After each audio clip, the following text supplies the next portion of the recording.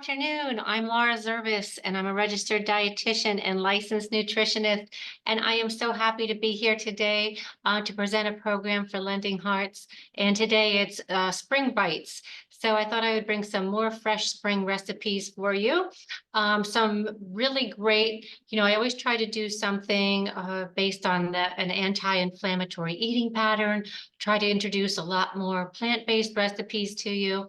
And today does not disappoint. So some of our recipes include avocado and shrimp and a lot of fresh herbs, because remember, the one thing that sets the Mediterranean eating pattern apart from some of the other eating patterns that we have seen is they really encourage the use of a lot of herbs and spices.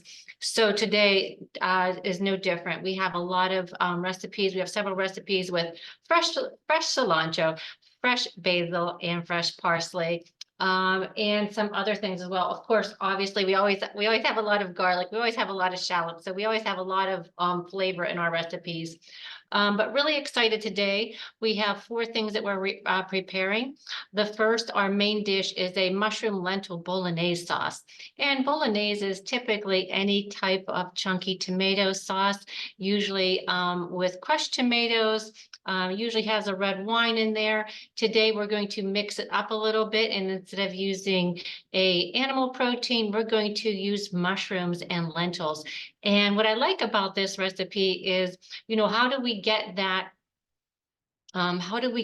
flavor without using the beef, the turkey, those kind of things? And what do? We use the mushrooms because mushrooms have that umami, that sixth or the fifth flavor that we have, sweet, salty, sour, and then there's umami. And umami is kind of hard to put your finger on that one.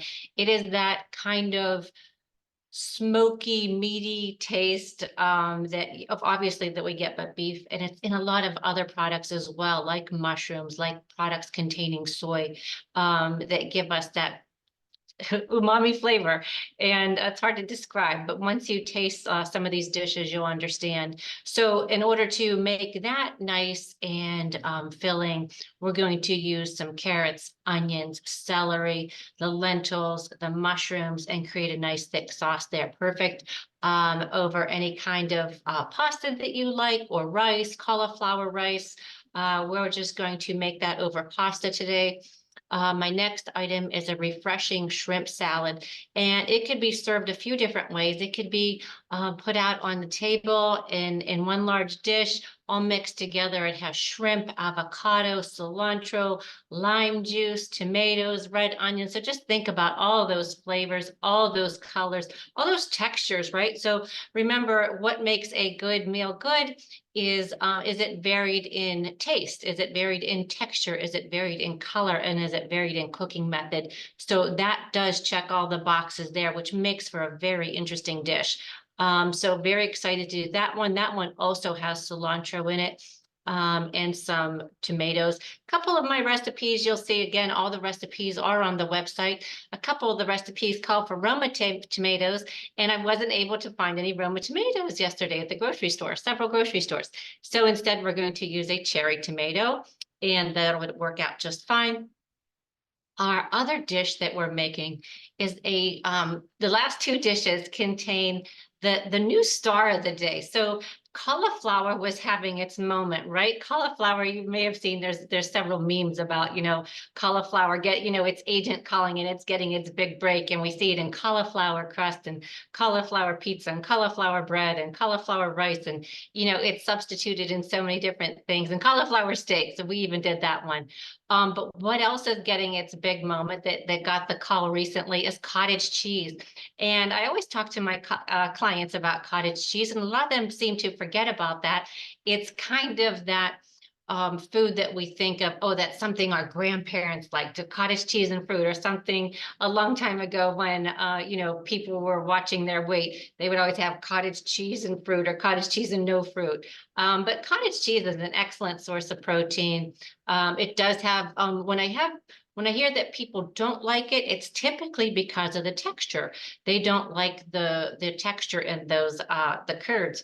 So a couple of our recipes today have the cottage cheese. We're going to whip it up. The one recipe, our whipped cottage cheese dip. We're going to have some yogurt in there and some feta cheese. And we made one over, I don't know if you remember, but over the holiday, we made a dip. It was a whipped feta dip cheese, and it had feta, Greek yogurt, and ricotta cheese, and we put a caramelized onion over it with honey in it. And that was kind of our sweeter dish. This one's a little bit savory, so I thought that would be nice. We're going to, after we make our dip, we're going to put some olive oil and some spices on it, and still going to dip into it, but it's going to have more of a savory flavor. And our final dish is a cheesy frittata. And again, I just wanted to show you another way that we could beef up if you're trying to fortify your meals with a little extra protein. Since that cottage cheese is an excellent source of protein, there's ways that we could sneak it into things. We could sneak it into our oatmeal. We could sneak it into our eggs. We have our egg bite recipe that we did. And that is another thing, we could add it to our egg bites. But today we're going to add it to our cheesy frittata. And again, show you just a different way to make those eggs in the morning just a little bit more exciting. So let's get started. A lot to do, but I know we could do it. Maybe we'll run over a little bit. I don't know, but I'm going to try to keep class going. The first thing we're going to do is our bolognese. So let me get our prep work for that and show you what I did before class. So this is our mise en place, and that means everything in its place and a place for everything. And we have, this is about I took a pound of lentils and cooked them, dried lentils. This is a half serving of that. This is baby portobello mushrooms, and I put them in the food processor before class. Chopped carrots, chopped onion, chopped celery, some parsley, salt, pepper, garlic, and a little bit of olive oil. The other ingredient that we're missing, and so excited to share this with you today, are my canned tomatoes. So let me get that started. I'm going to, what I did with the lentils before class is I, just like we did with our lentil salad a few weeks ago, if you were at class the other day, with our lentil salad, we cooked those lentils. We put them in water, brought them to a boil, and cooked them for about 18 minutes. We don't want them mushy. We want them tender to the bite. I did put just a little bit of olive oil on them after I was done cooking them, so they wouldn't stick together. So you don't want a block of lentils, and that's what'll happen. The other important thing to remember with those lentils is to rinse them before cooking to get off all of that little particles. There might be even some little bugs, little pieces of shell, just dust and things from where they have been processed. So it's good to rinse them, and you'll see right away that that dirt comes right to the top. Get that off of there, give them another rinse, add them to your pot. Let me get my olive oil in here. Add them to your pot and cook them for about 18 minutes. Drain them, rinse them in cool water to stop the cooking. If you don't do that, it will, they'll just keep cooking and they will get mushy on you. So let's get started here. So we have our onions and garlic, and I have that together. I have my garlic here, my onions here. Get that started. And this is just, an alternative if you want to, try another meatless meal. It's just a really nice way to do it. I don't think you will notice it so much. The mushrooms and the lentils are going to come together with that sauce, and it's going to be, nice and thick and hearty. And that's what we're looking for. Once you cook your lentils, it's really easy. And you get, of course, everything. Once you get everything prepped, it's always a little easier. Just turn that down a little bit. Add our celery. And the wonderful thing too, all low-cost vegetables right now, celery, carrots, and onions, not as expensive as the stores like the asparagus, broccoli, cauliflower, beets, some of those things. So these are reasonably priced vegetables. So it's a really great way to take advantage of them. Also the lentils, a pound of lentils, this would make 2 servings of this recipe. What I'm going to do with the other one is I'm going to make our lentil salad like we had from our last class. It was lentils with carrots and red onion, and then we made a shallot vinaigrette for that. It was so wonderful. And if you weren't at our last class, remember that a cup of lentils, probably about 40 grams of carbohydrate and 16 grams of fiber. So, more than 20% of the daily allowance for fiber, making an excellent source. Men, the recommendation is 25 to 35. Men are on that higher side of 35. Women probably 25 grams of fiber a day. And if we are older, if we're over 50, over 60, that requirement does come down a little bit. And why? Probably because you're eating less calories, and that's a situation. That's the reason why women have a little bit less, because we typically eat a little bit less than men. So let's get this in here. Give this a little stir.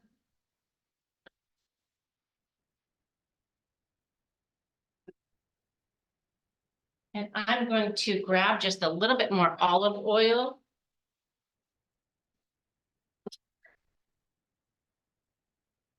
So, and I always like to pour it in my little cups here, so I know how much I'm doing. Plus, it makes it easier if you don't have a little can. Sometimes it gets a little bit funny when you have it in the can, but if we just use our little cups. And I like to, on my last trip, and I will show you some more of my little cups. These are the ones I always talk about. I try to show these to clients as well. It's nice to, you could see there's a little marking in there. It's nice to keep these out on the table. They come in, obviously a quarter cup, third cup, half cup, 3/4 and 1. It depends. I have one that comes 1.5 also. So just depending on what you like to have around, but they're really nice. They're nice to leave out on the table just to check in with those portion sizes. And it's not always that we are restricting portion sizes. Maybe we just want to know, am I getting enough vegetables? Am I getting enough of whatever you're trying to look at? And a good way to know that is if we measure it. So it's not so much you could only have a half cup of rice, peas, corn, or beans, but am I getting enough of the broccoli, cauliflower, asparagus, green beans, etc.? Am I having a serving, having a slice of lettuce and tomato on our sandwiches? It's great, and I love that you're doing that, but not quite a serving of vegetables. We need a little bit more than that. So I'm going to add my mushrooms next.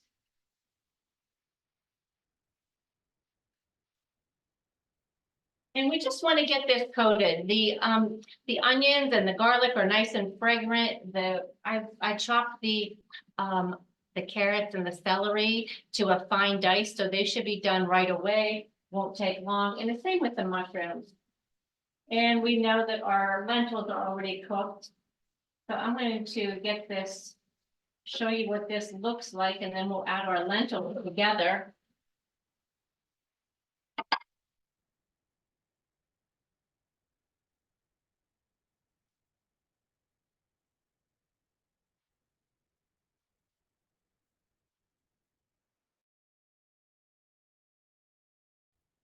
Okay, so let's bring that over here.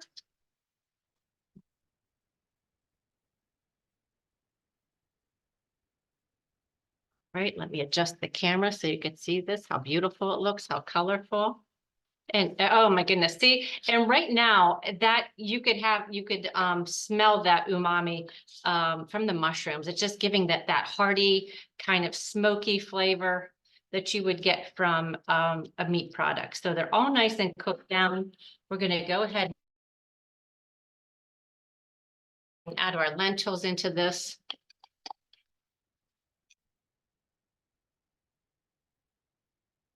Keep stirring and folding in. Again, you see that my lentils aren't just mushing. They're nice and they're firm, and they are going to get a little bit softer once they're cooking longer, but it's just going to make for a nice sauce. Even if you're not a fan of the legume family, I think you'll still find this. All right, and then we're going to go ahead and add our salt and pepper. Then, well, we could add our spices. I have 2 tablespoons of oregano and 2 tablespoons of, 2 tablespoons of parsley and 2 tablespoons of basil. And that smells wonderful. And you may want to stop right here if you were having some other type of dish. This looks wonderful on its own. So the next thing we're going to do is we're going to add our crushed tomatoes. I love using my tomatoes from the summer because they're organic and they're wonderful and they have such a great flavor. And it's just nice to have those. We should have a class where we just do the canning. But anyhow, so I want you to listen. We're going to just take the lid off and listen for the pop. And we heard the pop, so we know that they're good.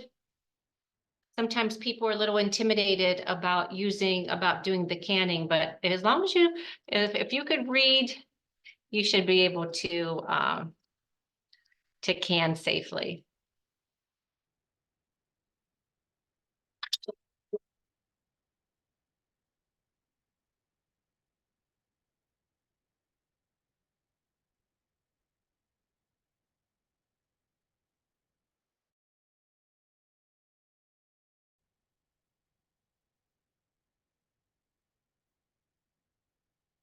And I was saying about the lentils, about the carbs, so about 140 calories per cup, I believe. And they're an excellent source of carb and fiber. Okay, so we are going to put this on. I wanted to get this on early so it could cook down for us and be ready for the end of class. So let me get that on. Put that to the back, turn it down, and we'll cover it.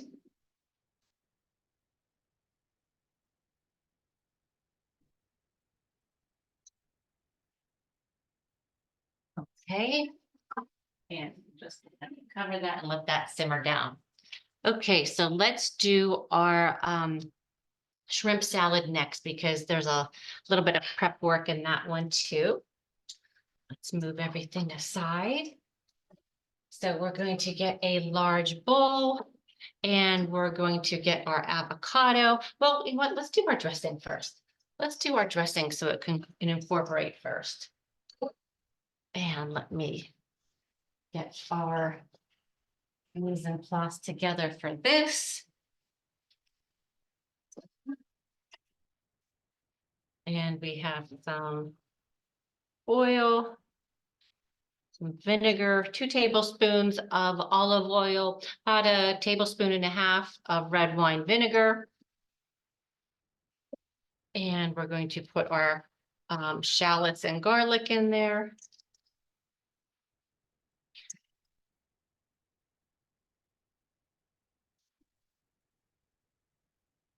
And we're just going to give that a little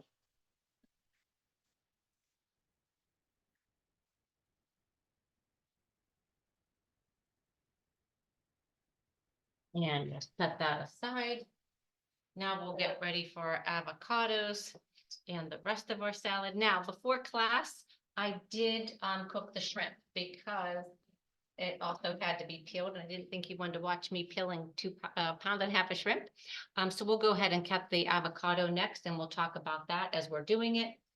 And before class, I washed off all of our avocados. Remember, even though we don't typically think of doing that, anything like this that we're cutting into, if we don't wash this, we could be introducing bacteria from outside the skin to inside the flesh. And since this avocado has traveled a long way from Mexico, I'm sure there was some bacteria on it just because of the distance that it traveled and how many hands have touched it. So always good to, oh, wow, perfect one. And in a couple of weeks at the beginning of May, we will start to get the California avocados in. And it's fun to taste the difference. There is a small taste difference. So it's good to try those. And then that's when the price of the avocado comes down right in time for Cinco de Mayo, where you could usually get a couple for, maybe $1 a piece. So something to look out for. And I'm just going to slice these up. Oh, wow. These are perfect. Look at these. Whew. buttery soft. I hit it just right. Remember, so with the avocado is an excellent source of fat for us. Let's get this. We could do it a couple ways. We could take our avocado and we could take our sharp knife after we've cut it in half. And then we could make some cuts into it and then we could just push it right out of there. That's a nice way to do it. And that really helps you use everything and have the least waste. See how we have it all out of there, just one little corner. So anyhow, an excellent source of fat and an excellent source of vitamin E. Let's take the seeds out of here. And remember, after we get done cutting these, we're going to sprinkle them with some lime juice while we're getting everything else together so they stay nice and colorful for us. We don't want them to turn brown. So I just had a question the other day about, what can I do with these? I could only eat so much at a time and, they go bad. So what I would recommend is taking it out of the flesh, taking it out of the skin rather, and then you could either mash it up and put some lemon juice on it or lime juice, whatever you prefer. Make sure you put a generous amount on it, and you could either freeze it for later. Depends what you plan on doing with it. If you want to eat it in a salad or you want to eat it raw, you're probably better off just putting it in the refrigerator with the acid on it.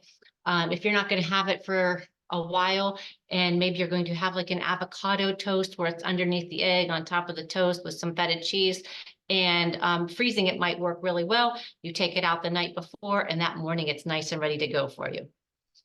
So again, just giving these a cut.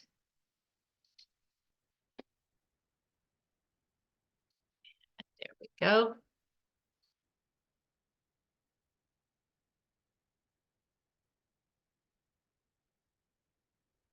And then we'll just turn them inside out and just have those beautiful cubes come out. And I will adjust my camera here in 1 minute. And the avocado we're talking about like the current stars, with how cauliflower had its moment. Now we're seeing cottage cheese. Avocado has been in the spotlight for quite some time because it is so filling and so versatile, and it really lends itself to a lot of different flavors. Whether you want to add it to a smoothie to make it extra creamy for you. We've done that, and to get a little bit more fat in your smoothie if you're trying to fortify, like we said, we're trying to fortify some of our foods with the cottage cheese. This is an excellent way to fortify, to add more calories or more, in this case, more fat and healthy fats. And I'm just gonna look how nice that just comes right out of there. And I like doing it that way. Oops, I didn't do these last two. The other thing we could do is, I hate to try to peel them because so much gets stuck. The price of avocado, so much could get stuck in that skin and it goes to waste. But like I said, these ones, we really lucked out for class today. They are perfectly ripe, ready to eat. And they're just coming out really nice. So we have some nice cubes in here. If we were making guac and this was going to be smashed, that's one thing, but we want a nice dice for our recipe. And remember, we did this with our mango salsa too. We cut it right in the skin like that, and then it just kind of popped right out. Look at that, how nice. Perfect little demonstration there. They just popped out right on cue. Okay, lovely. Okay, let me just rinse my hands. Okay. And then we're going to take our lime juice and let me show you how beautiful our avocado looks here. We have that. And I'm just going to pour our lime juice over here. And then we're just gonna give it a the one thing about this recipe is very, very gently. Everything we're gonna do very gently because we want those avocados to be nice cubes. Okay. So, and it's important to get them all coated. That way they won't turn brown on us. Okay. Now, like I said, my recipe did call for some Roma tomatoes, but we're going to use some cherry tomatoes and I sliced them in half. I really like to slice them in half because that way you get all the juice out of them. And we are also going to add our red onion.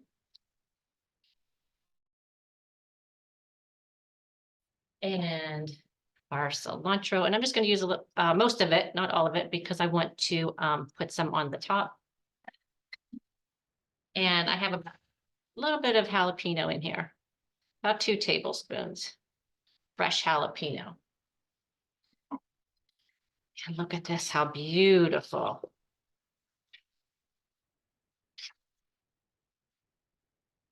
Okay, now, before class, this is what I was saying, I cooked the shrimp. So what I did was I made what's called a court bouillon. And what that is usually, there's many variations, but what I used today was and I'll leave this down so we could, so you could see my shrimp, and we're gonna give the shrimp a little cut.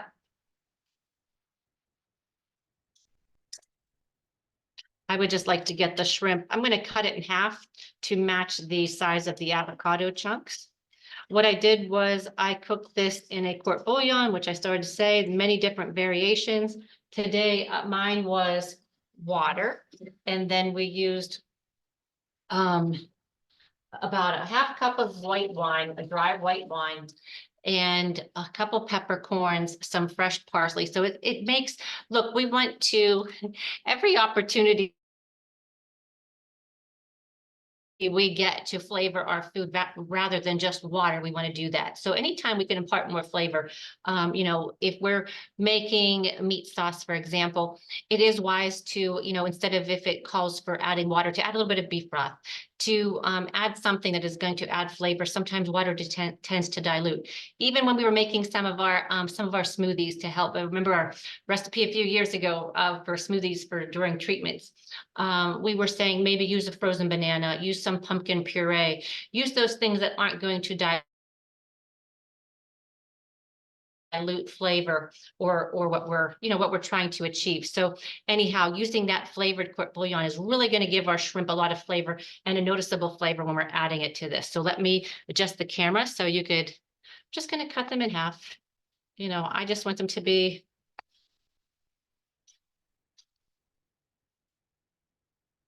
maybe even some in thirds here. And at the beginning class, I was saying there's a few different ways you could serve this. We could serve it in our large plating or large dish. I have a nice 9x13 colorful dish, but you could also put it into like a small little, martini glass or something. And just have it, have your guests just take one of those little glasses, or again, you could just have them. The only caveat with doing that is if I can't believe somebody wouldn't care for this dish, but maybe something is in here. Sometimes there's that part of the population that thinks that cilantro tastes like soap. So if they were to bite into it and we're not happy with that, we wouldn't want somebody to waste it. So sometimes it is nice to serve in a larger dish and let people take their own portions. So let's add this to our bowl. And then we're going to fold it all together and add our dressing.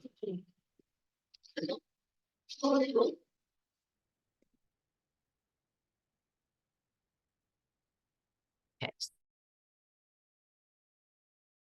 So here you have our shrimp. And I always forget how colorful and beautiful this dish is.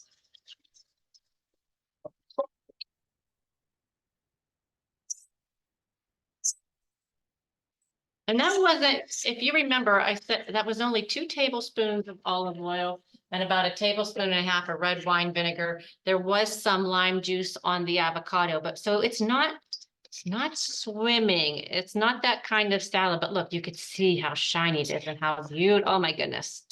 This looks amazing.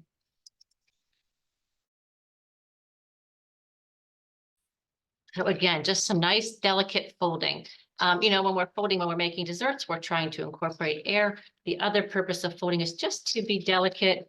We want obviously all of this to get together, but we don't want to mash it. We don't want to mash our beautiful avocados. How colorful that is. Oh, wow. Okay, and I'm going to put it into a nice colorful dish. And I'm also going to give our bolognese a little stir here because I hear it going to town back.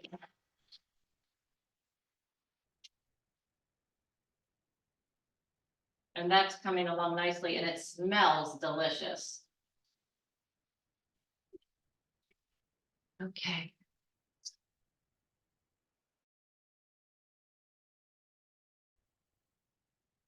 Just give that in here.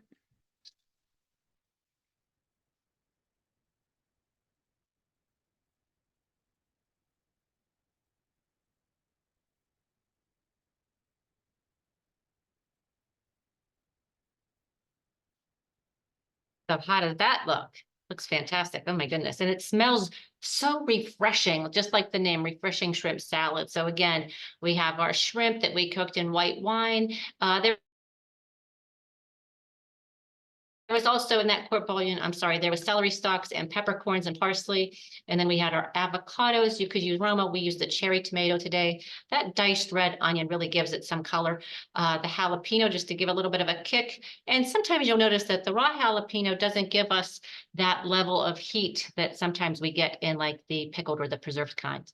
And then our dressing was the olive oil, red wine vinegar, shallot, and some salt and pepper. And we said that we would put more cilantro on top, and we'll just give it a little, looks like there's plenty on here. All right, let's set that aside. And next we can make our dip, our whipped cottage cheese dip. So let's adjust the camera. I will get the, move our food processor over and get our mise en place for this dish. And again, let's move our avocado dish over here. All right, so what we're going to do is we're going to take our food processor. We're going to mix this all together. Let's put in our cottage cheese, and we have 4 ounces of cottage cheese. You could use any kind you like, whether you like small curd or large curd. And in here I have the Greek yogurt and the feta.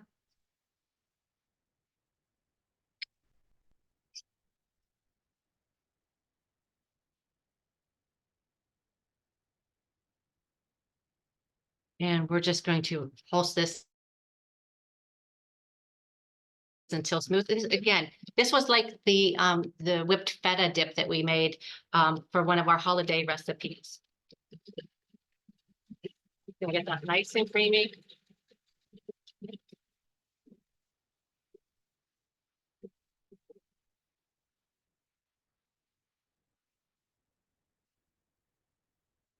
Beautiful. Let's scrape down the sides and give it another little turn. But it's nice and smooth. Wait till you see this.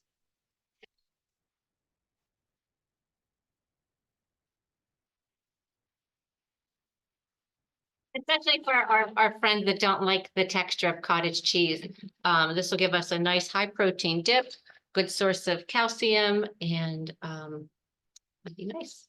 So what we're going to do, and if you remember in our other dip that we made, we're going to put this in a shallow dish because it is all about when we have like, if the dip is consistent throughout, if it's a homogeneous dip, if we just go ahead and put it like in a regular size dip bowl,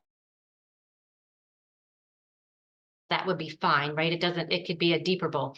But in these two dips that we made, the one we did the scallions with the honey over top of them, and you want to make sure that you get some of that with every bite of the dip. We're going to use a shallow pan, so there's more surface area, and every bite that you get will have some of this tasty goodness in it. So we're just going to spread this in our shallow dish.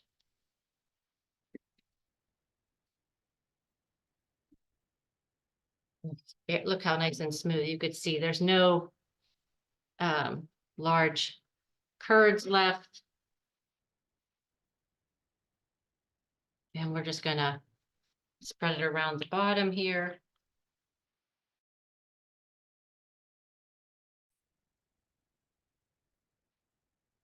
Okay, there we go. And then we're going to whisk together. Let me move the food processor out of the way.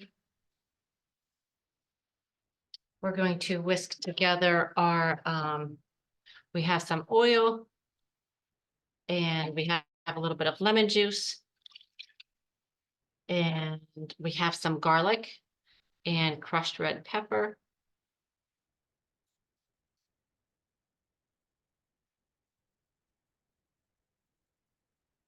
2 teaspoons of oregano. Here's one of the other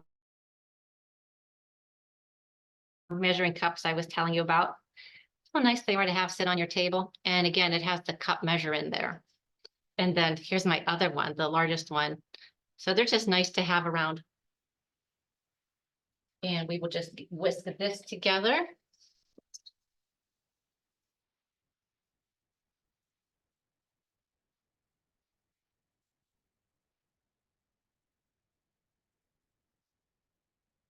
Okay, and then what we're going to do,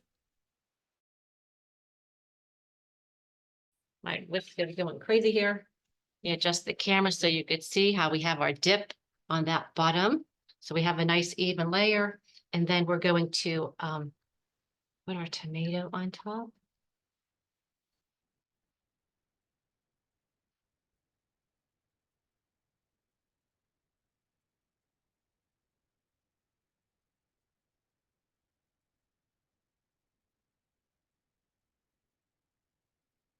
Drizzle a little bit of this over top. That look good. And just give it a, doesn't look like we need all of that, but just now we could put our crostini in there or a nice piece of baguette for a lovely dip. So very nice presentation there as well. These cherry tomatoes are really making it interesting. Okay, and I'm going to put on the broiler for our egg recipe. Okay. Our final recipe is our cheesy frittata. And what we're going to do is we're going to mix our eggs together with some cottage cheese, with some oregano, and get that nice and fluffy. And then we just have some other things that we're going to add in there as well. So let me get things going here.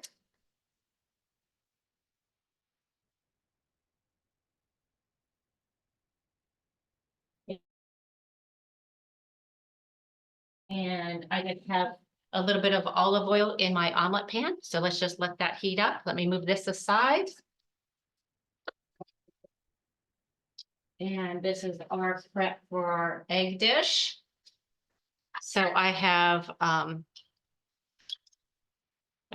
eggs. I have 3 eggs here. And then I have some cottage cheese, about half of a cup. And then I just went ahead and put my oregano in there. I'm going to mix this all together. So let me get my little bowl over here. I'm going to put my eggs in the large bowl. And I'm going to go ahead and add my cottage cheese and oregano.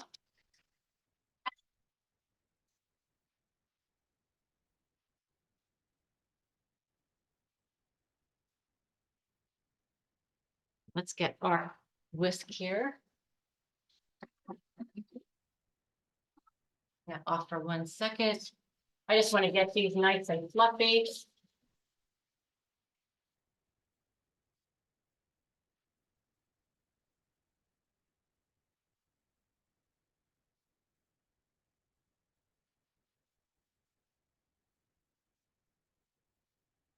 And while I have that, while I have my, olive oil hot, I'm just gonna add some shallots and red onion. Actually, I just have shallots and regular onion in that one. Give that a little, just until it's fragrant.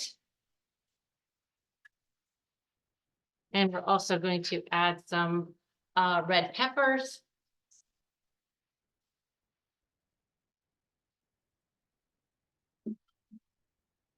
And let's keep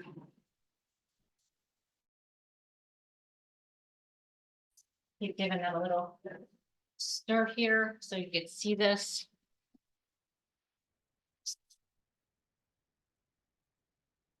Saute those a little bit till they're soft.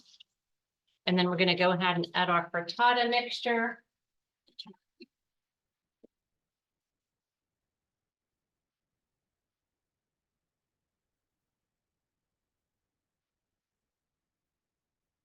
Now, when we do this,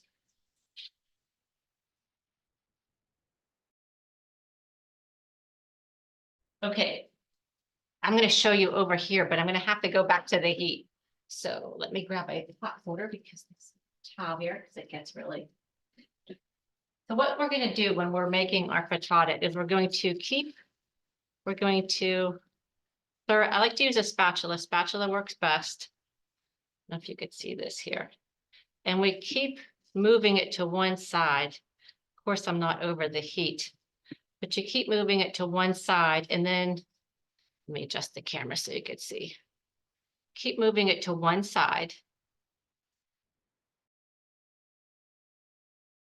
Like that. And then you bring it back. So what we're trying to do is cook it on the bottom. Obviously, I don't have the heat on right now, but that's what I'm going to basically be doing over here. So you keep making a spot on the pan and then letting the wet ingredient find the pan over there. So it just keeps, so we keep cooking it on the bottom, and then I'll show you how we're going to finish it on top here. Turn up our heat a little bit. I'm just going to keep making that space. Right, keep going like this. And then as I do that, I'm going to let that slide down a little bit. And again, you could add there's so many options for this. And you could hear it sizzling. So I've got, and then I will clear the pan here. And now listen when I bring it back. Hold my spatula here. So I'm continually getting, you can see that I'm continually getting getting some that's done there. And then I just keep working it like that.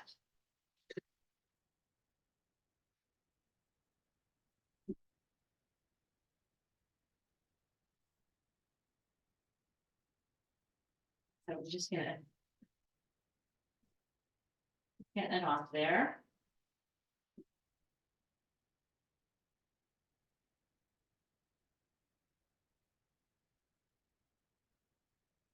So once we have it pretty well set, now there's a couple different ways. This is how we do the frittata. You could do your omelet like this too. It just depends. Like, do you like your omelet fully incorporated, or do you like it, do you like it one piece and more homogeneous? It just depends what you're looking for. But anyhow, this is a great way to just get all of that. We're not going to flip it like we would an omelet. So what we're going to do now is it's fully set on the bottom. We're just going to get the top to set under the broiler.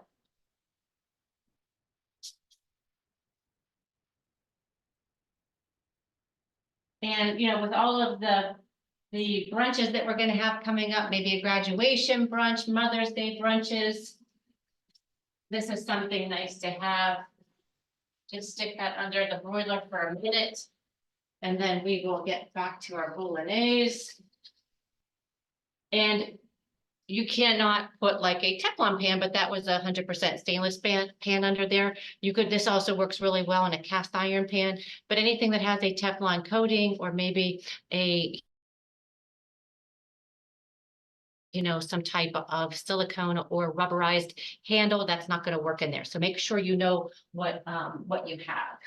And we're just going to check on this, and you could hear it sizzling and getting nice and thick. Give that a turn down and check on our frittata.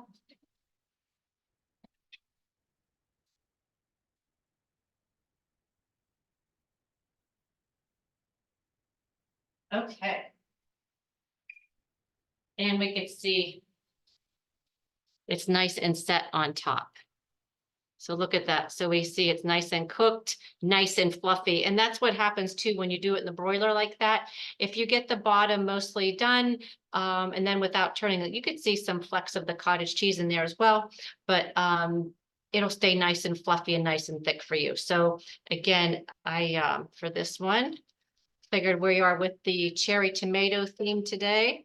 We could always put a couple of those on here. We could always put, little sprig of parsley. So we have our frittata done. Let's move that prep so we can get everything lined up and make our pasta as well.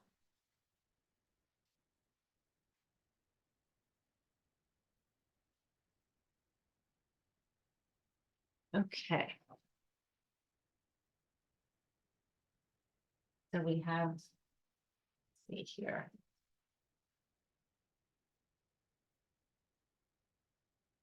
Our frittata there. And then I have a little bit of pasta here. We'll put some of our bolognese on here. And this looks, wow, let me show this to you before we scoop it out. I'm probably going to cook it a little bit longer after class, so it can continue to come together. But it looks really good. And the important thing to remember, here, let me just.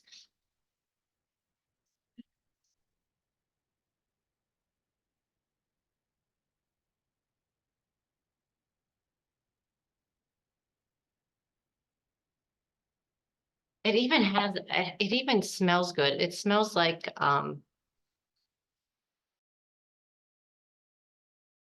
smells like a meat sauce. It really has a nice hearty flavor smell to it. Let's get that over here.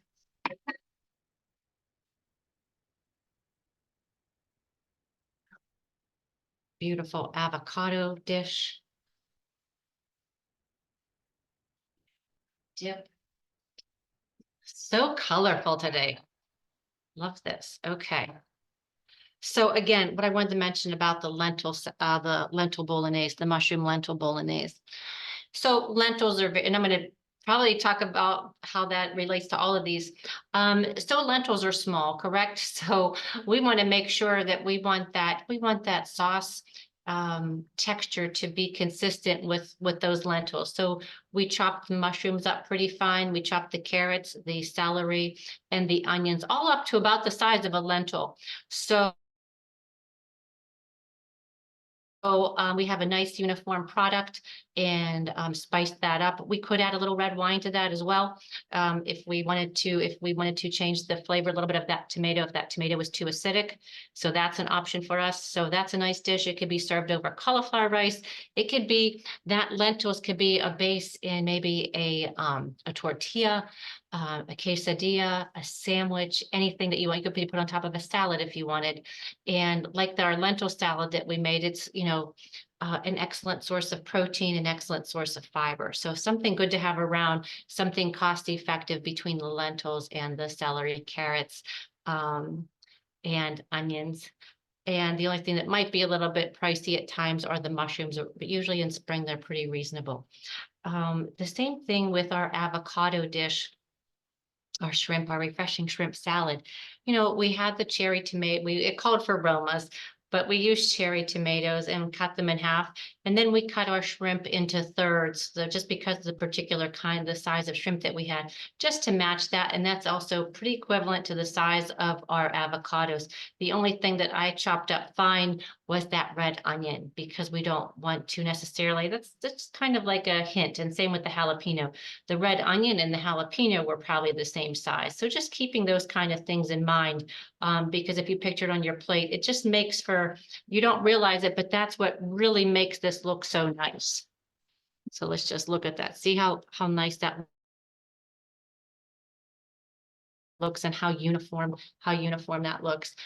Even our and just again, just thinking about like when we're picking out our serving dish, what would be the best, of course we could have put this in a dish that was, smaller and deeper, but then, you're not getting all of this goodness every time you take a bite. And then our frittata, again, incorporating that, sticking it under the broiler is just another nice way to cook it, especially too. If you could do that when you're making your omelet, if you're a little bit intimidated by flipping your egg or afraid you're going to cut it, make a mess, putting it under the broiler for those final minutes to set, especially if you're incorporating some cheese or anything like that, that's a nice way to go. So again, all of these do meet the anti-inflammatory eating pattern. Think about the avocado, if for one serving of this, it might have, for all of the fiber that's in the avocado, it might have, for the avocado alone, now not the total carbohydrate in the product, but the carbohydrate in that avocado, maybe 9 grams of carbohydrate per serving and 8 grams of fiber per serving. So that makes this a really good high fiber dish as well. And then we're also getting, the fish in there, we're getting the seafood, we're getting the herbs, we're getting a vegetable. So this really definitely would be a meal for the anti-inflammatory eating pattern. Our lentil bolognese, we have all of those vegetables, plus we have a legume in there, plus we have tomatoes. So many vegetables, and then we also have the legume. So that's also anti-inflammatory. We also have in our eggs, we have fermented dairy products. Eggs are definitely encouraged. We have the herbs and we also have some vegetables in there. And the same with our dip. We have the fermented dairy with the yogurt, the feta,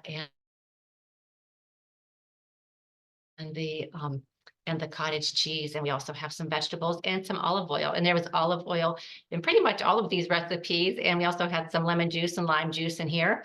So just a great way to, it's not difficult. Sometimes I get the question, how could I start incorporating the Mediterranean diet or an anti-inflammatory eating pattern? How could I start doing that? And you could start doing it just by counting up the number of fruits and vegetables that you eat every day, counting the number of times that you have fish per week, counting the number of times that or I shouldn't say counting, because that sounds like it's like it happened in the past. The better way to do it is planning on getting that in and planning for those meals, making sure that you get 2 meals per week that have a fish source or legume source, and making sure daily that you plan for those fruits and vegetables, and that could be like we talked about, adding the avocado to our smoothie in the morning. That's one way. Adding spinach, adding those vegetables to our omelets. It's an excellent opportunity. When we skip a meal, we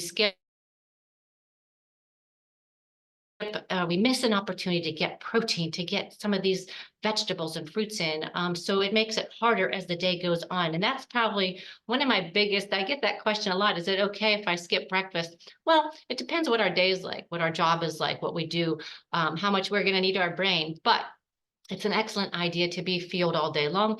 It's an excellent idea to take the pressure off the other 2 meals to meet some of our goals that we're trying to reach, whether it's our protein goals, our fruits and vegetable goals, our fiber goals. When you miss a meal, it puts the pressure. It's hard to get maybe, 30 grams of fiber in just 2 meals. But if you spread it out over 3 and some snacks, that would definitely help. Again, all the recipes are on the website. I try to pick things that that we could all use. And like, again, just try to give you some tips if you are, having a treatment right now and you're looking to fortify. Don't forget that cottage cheese works really well. Yogurt works really well in place of sour cream.